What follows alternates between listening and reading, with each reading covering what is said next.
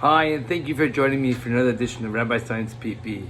This week's Parsha, Parshas Tetzaveh, is all about the big day kahuna, the clothing and the garments of the Kohen Gadol.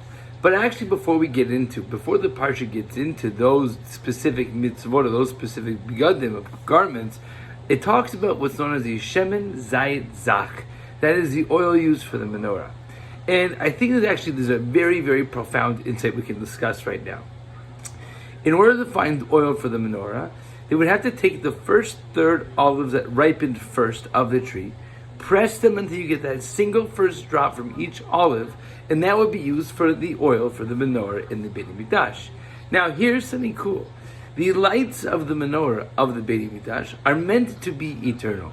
Yes, we light them nowadays over Hanukkah, but in the Beit HaMikdash they be kindled every single day. And even after the menorah was destroyed, Rahman al-Litzlan, and Mitzvah Shemesh returned Mimhera Ve'emenu, the lights of the menorah are still in existence today. They exist within us.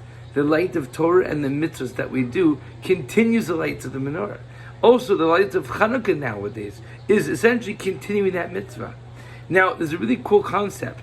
That is, just when you think that your own inner light is diminished, is about to go out, when you look at the menorah, you look at the Chanukiah, there's a neighboring light there as well.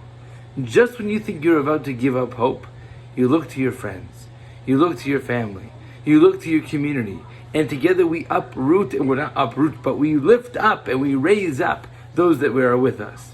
Now, it's actually very cool, something else happening. This week's Parsha also happens to be Parshat Zachor. We remember that which Amalek did to us. As we enter the mitzvahs and the time period of Purim, we have to remember the whole concept and the whole theme of Purim. Yes, the Purim story is about Mordechai and Esther, specific individuals, but nowadays the whole essence of the holiday is all about community. The very name Purim, lots of a lottery, can only happen if there are multiples, if there are more than one. A community requires others. And the mitzvahs that we celebrate Purim through, the Mishteh, Mishloach Manot, Matanot Le'evyonim, and even reading the Megillah, all has to be done with others. So my friends, this Shabbos, this week, this Purim, and this year, think of something we can all do to help raise up and empower others. Thank you. Shabbat Shalom.